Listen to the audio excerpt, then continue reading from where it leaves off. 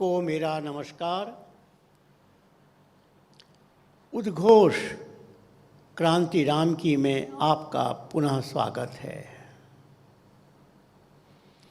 हम लोग अभी तक प्रभु राम के द्वारा नारी सम्मान की घटनाएं सुन रहे थे, क्योंकि प्रभु राम ने अपनी क्रांति का प्रारंभ नारी सम्मान से किया, अहिल्या उद्धार से किया, सीता उद्धार से किया, और यही राम के जीवन के टर्निंग पॉइंट थे। लेकिन एक दूसरा काम जो प्रभु राम ने बहुत कुशलता से किया वो था शिव समाज का सम्मान। ये शिव समाज कौन है? वास्तव में रामायण में जिसको हम आज वनवासी समाज कहते हैं, जिसमें जनजाति समाज, अनुसूचित समाज सब अंतर्निहित है, उसको रामायण में शिव समाज कहा गया। ये जाति की व्यवस्था पहले हमारे देश में नहीं थी। 1834 के पहले अनुसूचित जाति की कोई बात ही नहीं थी। 1931 के पहले जनजातीय समाज की कोई बात ही नहीं थी। अंग्रेजों ने हिंदू समाज को विभाजित करने के षड्यंत्र में ये सब काम किया, और इसको आज पता नहीं कितने नामों से लोग बोलते हैं। वंचित समाज, दलित समाज, अस्पृश्य समाज, सेवा समिति आदि।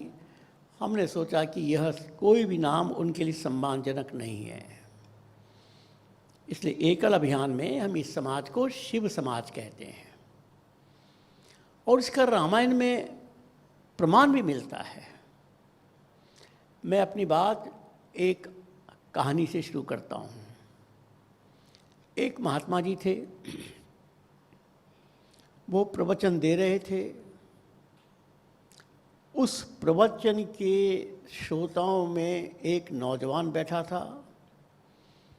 उसने महात्मा जी से एक प्रश्न पूछा, महात्मा जी, हमारे देश में प्रजातंत्र है और निर्वाचन से ही कोई हमारे देश का प्रधानमंत्री बनता है। देवलोक में निर्वाचन हो तो वहाँ प्रधानमंत्री कौन बनेगा? महात्मा जी ने कहा, इसमें कौन सी बड़ी बात है? देवलोक में बाकी सब देव हैं, महादेव तो एक ही है। ओ महादेव, हाँ महादेव। तो ये महादेव की पार्टी का नाम क्या है? महादेव का वोट बैंक क्या है? महादेव की लोकप्रियता का रहस्य क्या है? तो महात्मा जी ने शिव जी के विवाह की कहानी सुनाई, जो रामचरितमानस में सबको पढ़ने को मिल सकती है। अब शिव जी का विवाह निश्चित हो गया, और वो भी राम जी ने ही जबरदस्ती करवाया। तो शिव जी के विवाह की तैयारी हो रही है। देवलोक से बारात चलने वाली है। अब चूंकि शिवजी वहाँ के सर्वे सर्वा थे, तो उनकी बारात में तो बाकी सब देवताओं को चलना ही है। सब देवताओं ने अपने अपने रथ संभाले और रथ में आकर बैठ गए। इतने में शिवजी अपना वेश रख कर आए और नंदी पर बैठ गए। शिवजी का वेश देखकर बाकी सब देवताओं को आश्चर्य भी हुआ और दुख भी हुआ। और दुख ये हुआ कि यदि हम इनके साथ जाएंगे तो बारात के बारे में नागरिकों की जो धारणा बनेगी उसमें हम सब बदनाम हो जाएंगे। लेकिन जाना तो पड़ेगा, महादेव का विवाह का मामला है। तो ऐसा कहते हैं कि विष्णु, अब विष्णु है लक्ष्मीपति, पैसे वालों का वो देवता है। और आज की भाषा में नगर के संपन्न परिवार, विष्णु ने कहा कि भाई सब देवताओं से कि देखो जाना तो पड़ेगा लेकिन थोड़ा दूर दूर चलो, जिससे कि शिव जी को हमारी हाजिरी भी लग जाए और गांव में हम इनके साथ हैं ये भी ना दिखाई दे। तो सब देवताओं ने अपने अपने रथ को शिव जी के नंदी से थोड़ा दूर कर लिया। अब शिव जी का एक सेक्रेटरी था भृंगी, उसने आकर शिव जी के कान में कहा कि ये सारे देवताओं ने अपने अपने रथ को आपसे दूर कर लिया है। शिव जी ने कहा कोई बात नहीं, मेरे सब वोट बैंक को बुला लो, मेरे शिष्यों को बुलाओ, मेरे समाज को बुलाओ, भूलोक में जाओ और कहो शिव जी ने बुलाया है। भृंगी भूलोक में आया। अब ये शिव समाज कहाँ रहता था? नदी के किनारे, समुद्र के किनारे, जंगल में, पहाड़ में, शमशान में, और उसको रामायण में भूत प्रेत पिशाच ये सब कहा गया। ये उस समय के लोगों के कर्म के हिसाब से कुछ विशेषण थे। इन सबको कहा कि अरे शिव जी ने तुमको बुलाया है। सब बड़े खुश हुए, शिव जी की बारात में जाने का अवसर मिल रहा है, सब दौड़ कर चले गए। और चूंकि बाकी सब रथ पीछे पीछे थे तो ये लोग आगे आगे चले। बारात पार्वती जी घर में पहुंच गई और नियम के हिसाब से पार्वती की मां मैना वो वर का पूजन करने के लिए सबसे पहले आएगी। जो ही मैना ने दरवाजा खोला तो क्या देखा? सामने कौन है? अरे किसी का एक टांग, किसी के दो टांग, किसी के तीन टांग, किसी के दो हाथ, किसी के चार हाथ, किसी के शरीर में कपड़ा नहीं, किसी के पेट में कुछ नहीं, किसी का एक सर दो सर, उल्टे सीधे लोग नाच रहे हैं। मैना को बहुत ही खराब लगा और डर भी लगा। तुरंत दरवाजा बंद करके अंदर चली गई और पार्वती को बुलाकर कहा, बेटी इस दूल्हे से तेरी शादी नहीं करने दूंगी, आवश्यकता पड़े तो मैं तुमको लेकर पहाड़ से नीचे गिर जाऊंगी, आत्महत्या कर लेंगे, लेकिन इस दूल्हे से तुम्हारी शादी नहीं होगी। इतनी मैना नाराज हो गई। पार्वती की जो सखियां आई थी वो भी डर के भाग गई। जो बच्चे थे वो तो पहले ही भाग गए। विवाह में एक संकट खड़ा हो गया। लेकिन वो जो अखिल भारतीय प्रचार प्रमुख हैं श्रीमान नारद जी, जिन्होंने ही ये सब विवाह तय कराया था, वो वहाँ प्रकट हो गए और पार्वती की माँ और पिता को बताया कि तुम इसके वेश पे मत जाओ, ये तो आदिदेव शंकर है, इससे बड़ा सौभाग्य क्या मिलेगा तुमको। और पार्वती को जिद थी कि मेरी शादी होगी तो इसी से होगी। विवाह हो गया। इस उदाहरण से महात्मा जी ने समझाने की कोशिश की कि शिव जी का वोट बैंक क्या है। शिव जी का वोट बैंक इस देश का गरीब समाज है और गरीब समाज में भी सबसे अधिक उपेक्षित समाज है, वही शिव जी का समाज कहलाता है। और शिव जी गरीबों के देवता हैं। एक उदाहरण से बात और समझ में आ जाएगी। एक सज्जन थे और उनका एक बेटा था, वो सरकारी नौकरी करते थे और सरकारी नौकरी से उनका ट्रांसफ़र होता रहता था। मान लीजिए वो आगरा में आ गए ट्रांसफ़र होकर, लेकिन आगरा में आते ही बेटा बहुत बीमार हो गया। उन्होंने आगरा के सब डॉक्टरों से इलाज करवाया, उसका कोई फ़ायदा नहीं हुआ और अवस्था ये हो गई कि उनकी जेब में एक पैसा नहीं बचा। सारा पैसा खर्च हो गया डॉक्टर दवाइयों में। तो पत्नी ने कहा कि अब दवाई नहीं, दुआ से काम चलाएंगे। चलो किसी मंदिर में चलकर भगवान का आशीर्वाद प्राप्त करते हैं, लेकिन प्रश्न है कि उनकी जेब में तो एक छोटा सा भी फूल खरीदने का पैसा नहीं था। और आगरा में बहुत से मंदिर, हनुमान मंदिर, लक्ष्मी मंदिर, राम मंदिर, कृष्ण मंदिर, राधा मंदिर, कितने मंदिर हैं बताइए।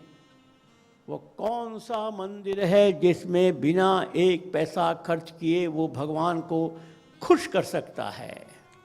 केवल एक मंदिर, शिव मंदिर। एक लोटा पानी चढ़ाओ, शिवजी प्रसन्न, क्योंकि शिवजी गरीबों के भगवान हैं। और इसीलिए इस देश में शिवजी सबसे अधिक लोकप्रिय हैं। हिंदुस्तान में ऐसा एक गांव नहीं मिलेगा जहां शिवलिंग ग्राम देवता के रूप में स्थापित नहीं है। लाखों मंदिर शिवजी के, सामान्य सा एक पत्थर को रख दो, वही शिवलिंग बन गया। शिवजी जनमानस के देवता है। और आपको भी पता है कि आजकल भी कौन सी पॉलिटिकल पार्टी जीतती है जिसके वोट बैंक गरीब समाज होता है। इसलिए सारी पॉलिटिकल पार्टियां अपने अपने क्षेत्र में गरीब समाज को लुभाने के लिए बहुत सी योजनाएं बनाते हैं, लालच देते हैं, क्योंकि गरीब समाज ही सरकार बनाता है। तो शिव जी की ये विशेषता, गरीब समाज के वो देवता। अब ये शिव जी की बारात के बारे में रामायण में जो लिखा है, पहले हम उन चौपाइयों को सुनेंगे, फिर उसकी व्याख्या बताई जाएगी। आरंभ कर सकते हैं। श्री राम जय जय राम। श्री राम जय जय राम। श्री राम जय जय राम। श्री राम जय राम। सुर समाज सब भांति अनुपा। सुर समाज सब भांति अनुपा। नहीं बरात दूल्ह अनुरूपा। नहीं बरात दूल्ह अनुरूपा। विष्णु कहा अस बिहसी तब। बोली सकल दिशि राजा। विष्णु कहा सब बिहसी तब। बोले सकल दिस राजा। बिलग बिलग होई चलहु सब। निज निज सहित समाज। बिलग बिलग होई चलहु सब। निज निज सहित समाज। नाना वाहन नाना बेसा। बिहसे शिव समाज निज देखा। नाना वाहन नाना बेसा। बिहसे शिव समाज निज देखा। जस दुलहु तसी बनी बराता। कौतुक विविध होहि मग जाता। जस तुलसी बनी बराता। कौतुक विविध होई मग जाता। श्री राम जय जय राम। श्री राम जय राम।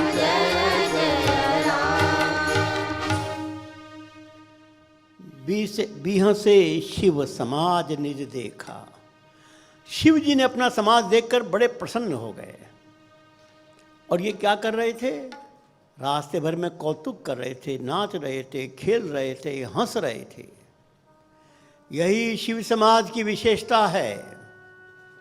वो गरीब होगा, वो कष्ट में होगा, लेकिन रात भर वो नाच भी सकता है, गा भी सकता है, खेल भी सकता है।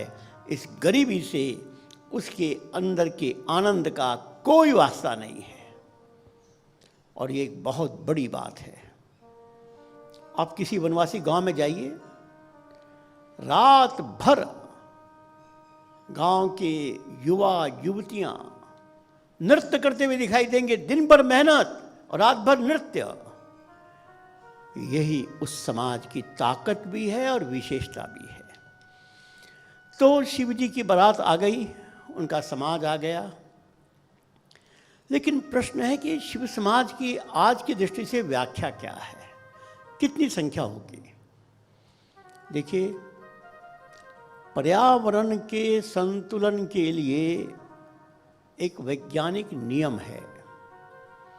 1/3 भाग में धरती होनी चाहिए, 1/3 भाग में जल होना चाहिए, 1/3 भाग में जंगल होना चाहिए।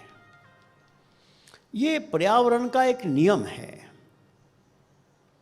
और कभी हमारे देश में 33% जंगल थे, लेकिन गुलामी के काल में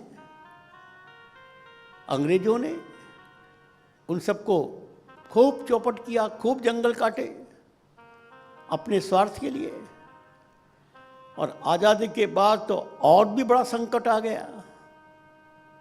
नेहरू जी की विकास का जो मॉडल था वो नगरों की था, सारे जंगल काट दिए गए। कहाँ 33%, कहाँ इस समय 9-10%। जंगल तो कट गए, लेकिन गांव तो हैं।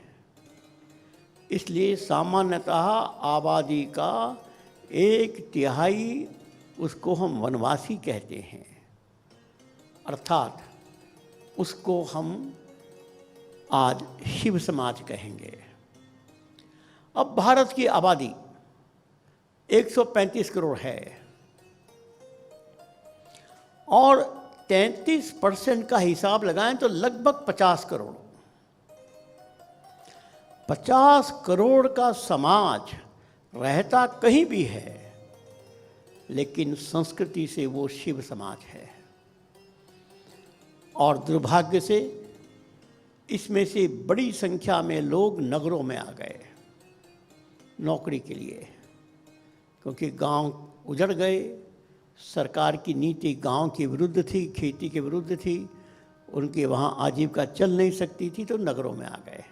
एक मोटा अनुमान ये है कि 4 लाख छोटे छोटे गांव में 8 करोड़ परिवार शिव समाज है। और देश के नगरों में शबरी बस्ती में रहने वाले 2 करोड़ समाज शिव समाज है।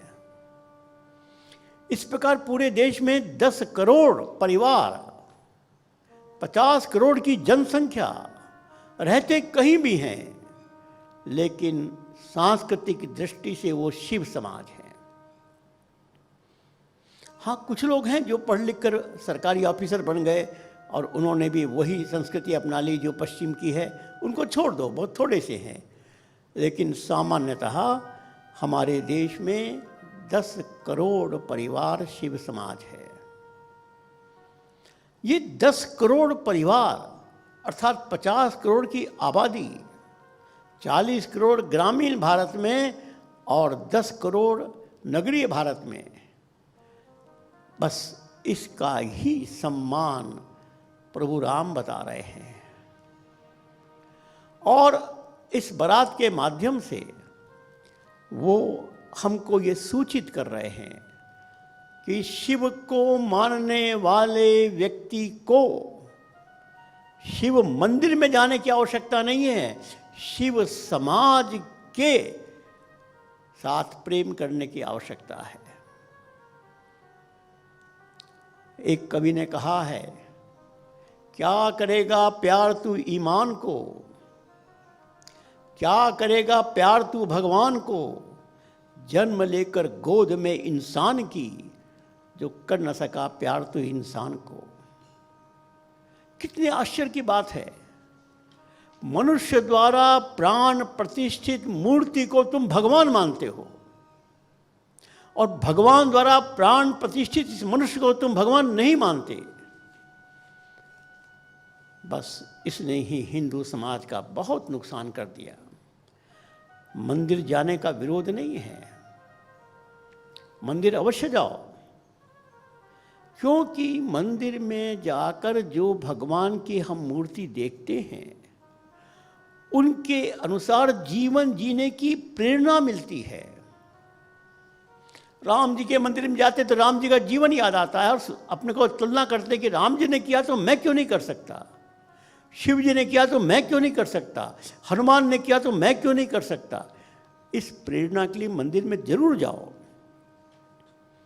लेकिन मंदिर में जाकर ही तुमने भगवान को खुश कर दिया, यह गलतफहमी मत अपनाओ। तुमको तो उनकी तरह बनना होगा।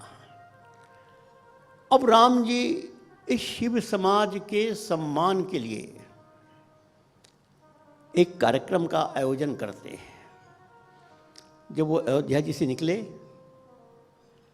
हर गांव में उन्होंने शिव समाज, शिव मूर्ति या शिवलिंग की स्थापना की। मैंने पहले ही बताया, राम जी के सामने एक चुनौती थी। वैष्णव समाज और शिव समाज में आपस में समरसता नहीं थी। आज के परिप्रेक्ष्य में बोलें तो वैष्णव समाज माने नगरीय समाज और शिव समाज माने गांव का गरीब समाज। आज भी उन दोनों में समरसता नहीं है।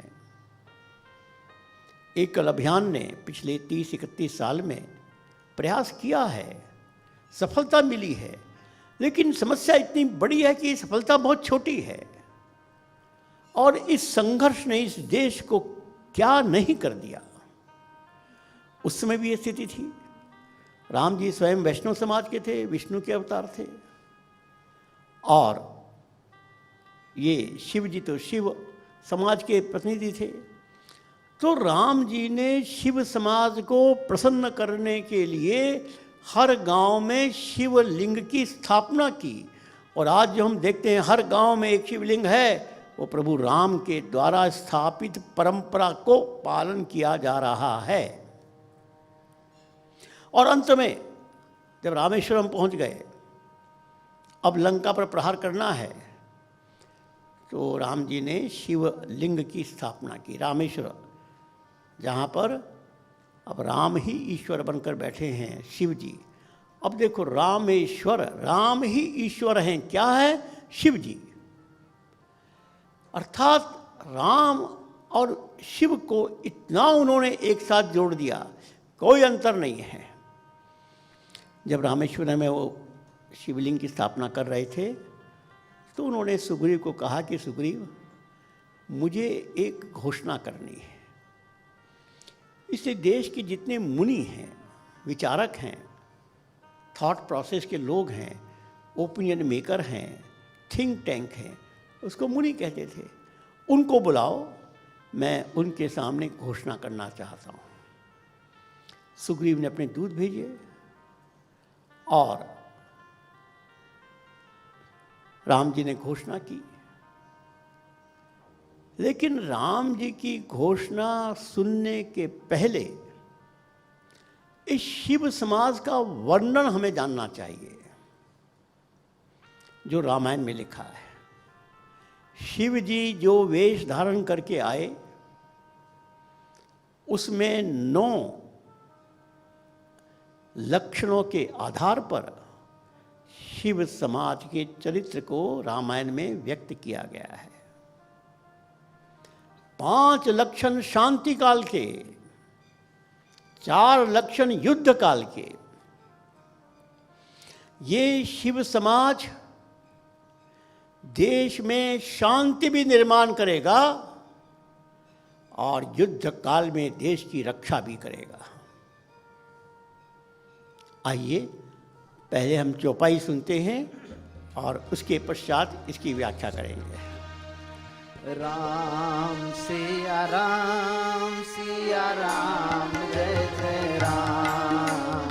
राम सिया राम जय जय राम।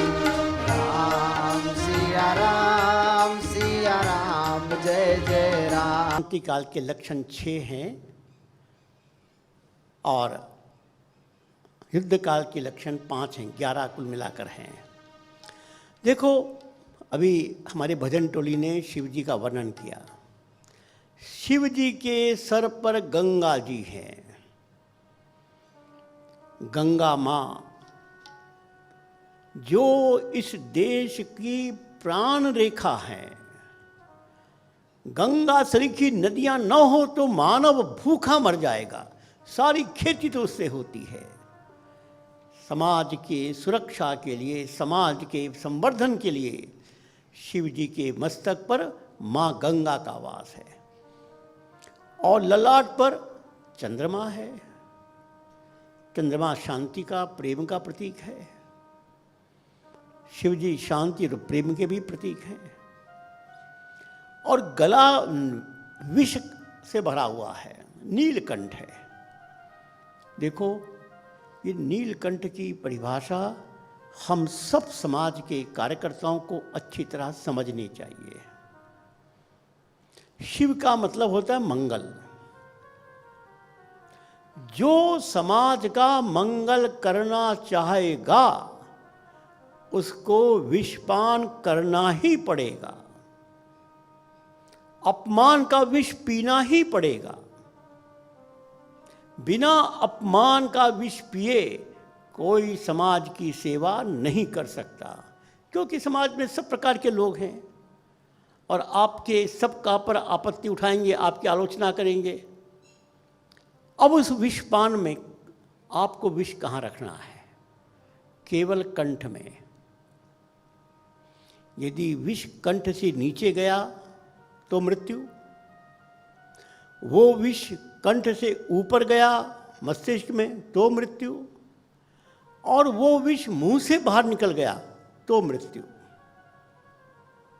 अपमान होगा, दुनिया कहेगी कि इनका अपमान हुआ है, लेकिन उनके चेहरे पर मुस्कान है।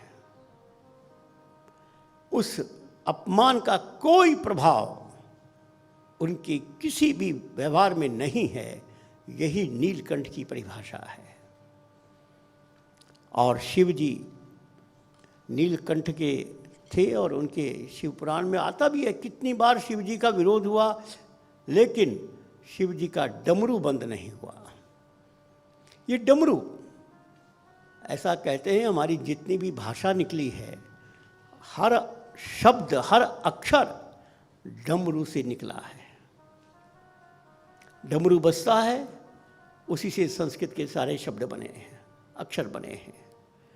और डमरू कब बजाते हैं? मस्ती में। शिव जी नृत्य करते हैं, डमरू बजाते हैं, गाते हैं, नाचते हैं। हर कार्यकर्ता को अपने मस्तिष्क में गंगा ठंडा, अपना चेहरा शांत, अपमान का विष पीने के बाद भी चेहरे पर मुस्कान और मस्ती। डमरू नाचो। जिसने मस्ती नहीं की वो समाज की सेवा नहीं कर सकता। अरे दोस्ती और मस्ती ही तो संगठन का आधार है, और बिना संगठन के समाज की सेवा कैसे हो सकती है? इसलिए यह डमरू और फिर विभूति, शरीर में विभूति वैराग्य का प्रतीक, कोई मोह नहीं है। और फिर नंदी बैल, अर्थात खेती का वही साधन है। ऐसे लक्षण शिव जी के शांति काल के हैं, समाज के समृद्धि के लिए हैं। लेकिन ध्यान रखो, हमारे शास्त्रों में दोनों बात एक साथ कही जाती है, परित्राणाय साधुनाम विनाशाय च दुष्कृताम। जो दुष्टों का विनाश नहीं कर सकता वो सज्जनों की रक्षा नहीं कर सकता। जिनको दुष्टों के विनाश से कोई परहेज है, ऐसे कार्य लोग केवल अपमानित जीवन जीने के लिए यहाँ आते हैं। और इसलिए शिव जी शांति काल के भी देवता हैं और युद्ध काल के भी देवता हैं। और सबसे पहले उनके गले में नरमुंडों की माला, दुष्टों को मार कर जो नरमुंडों की माला पहन सकता है वही शिव बन सकता है। हाथ में त्रिशूल युद्ध के लिए, और यज्ञोपवीत और कुंडल सब सर्प के। अब देखो, सर्प से दुनिया डरती है और शिव जी का वो वेश है। और वस्त्र क्या है? शेर की खाल। शेर का शिकार कौन कर सकता है? जिसके अंदर साहस हुआ।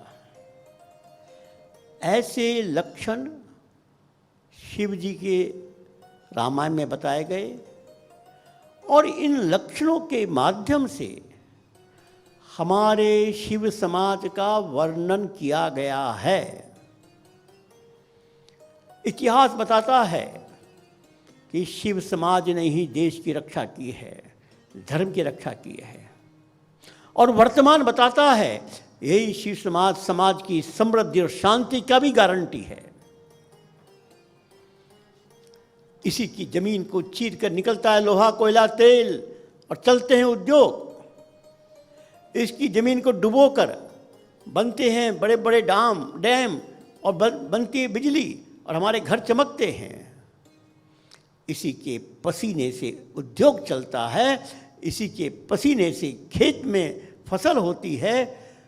और यदि ये नहीं हो तो देश में समृद्धि कहाँ से आएगी?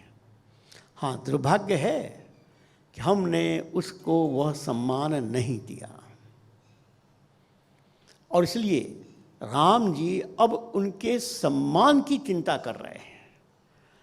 और जब सुग्रीव को कहा सब मुनियों को बुलाओ, मुझे घोषणा करनी है, तो वहाँ वो क्या घोषणा करते हैं पहले चौपाई सुनेंगे, फिर उसकी व्याख्या करूँगा।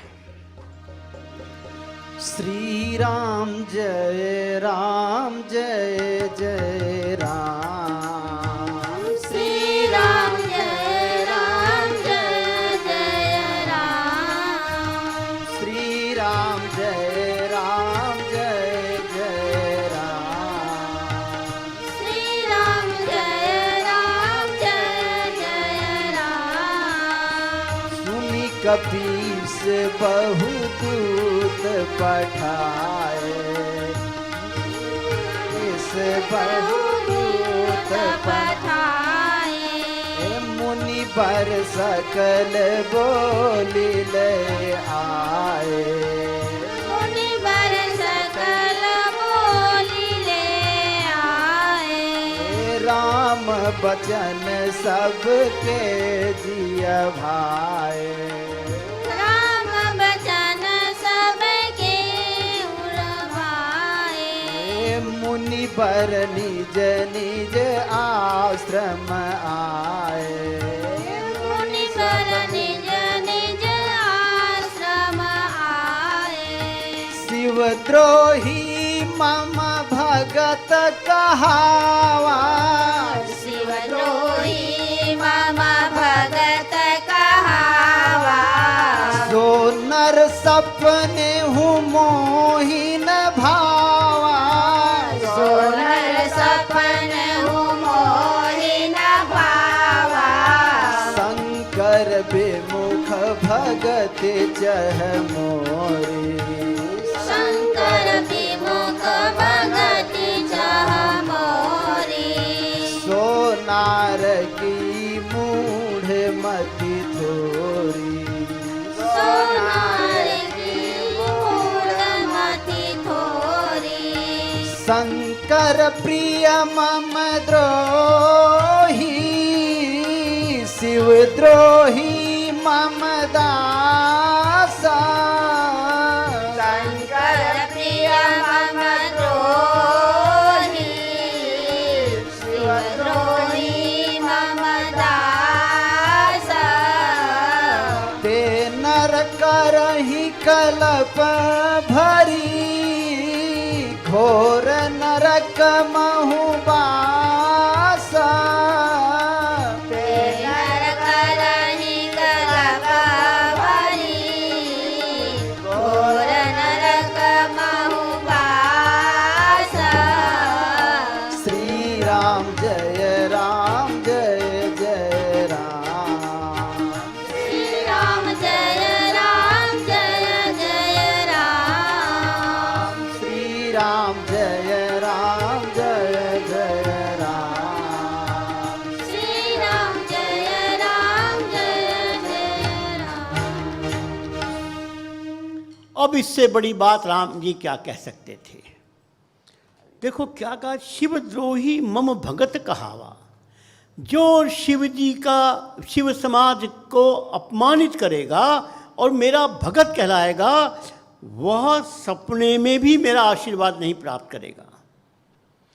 मुझको यदि आशीर्वाद प्राप्त करना है मुझसे, पहली शर्त है शिव समाज को प्यार करो। और कहते हैं शंकर विमुख भगत चह मोरी, जो शिव समाज से विमुख है, मेरी भक्ति चाहते हैं, सो नार की मूढ़ मति थोरी। क्या क्या कह रहे हैं, नार की मूढ़, कम बुद्धि वाला मूर्ख। इससे बड़ी बात क्या कहेंगे।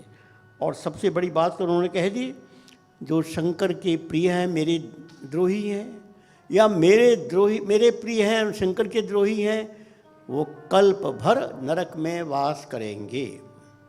मित्रों, यह है राम का संदेश, यह है राम की क्रांति का मूल तत्व। राम और शिव अलग नहीं है, राम ही शिव है, शिव ही राम है। राम को पूजोगे शिव का आशीर्वाद मिलेगा, और शिव को पूजोगे राम का आशीर्वाद मिलेगा। यही तो राम जी ने स्थापित किया, और यही संकट था। आज के संदर्भ में मैं सभी नगरीय समाज को यह बात याद दिलाना चाहता हूँ। अभी सावन का महीना चल रहा है, शिव जी का ये महीना माना जाता है।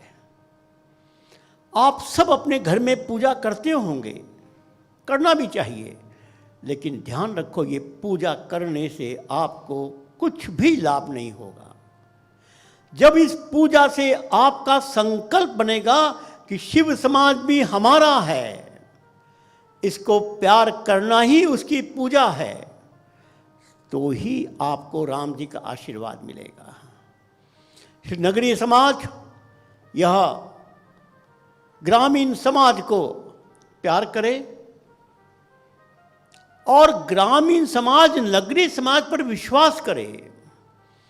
हमारे ग्रामीण समाज में पहुंच गए चर्च की सेना, माओवादी लोग, नक्सलवादी लोग, इन सब ने गांव-गांव के लोगों को नगर के बारे में क्या क्या घृणा पैदा कर दी। तो उनको भी इस नगरीय समाज पर विश्वास करना होगा। और मित्रों, एकल ने करके दिखाया है। एकल ने नगरीय समाज को ग्रामीण समाज से ऐसा समरस किया है कि पिछले 30-31 साल में सारी अर्थव्यवस्था नगरीय समाज संभाल रहा है। उसका पूरा विश्वास हमारे ग्रामीण कार्यकर्ताओं पर है, और ग्रामीण कार्यकर्ताओं के मन में इस नगरीय समाज के बारे में पूरा विश्वास और प्रेम का संबंध है। बस इस यात्रा को हमको और आगे बढ़ाना है। हमको इस नगरीय समाज और शिव समाज के बीच में प्रेम का सेतु बनाना है। एक दूसरे के प्रति वे चिंता करें, उनको सम्मान दें, प्यार दें। इतना हमने कर लिया, देश का कल्याण हो जाएगा। देश का शिव, देश का कल्याण, देश का मंगल जग जाएगा। एकल अभियान आप सबको निमंत्रण दे रहा है। आइए इस अभियान के साथ जुड़कर हम राम और शिव दोनों का आशीर्वाद प्राप्त करेंगे। सबको नमस्कार, धन्यवाद।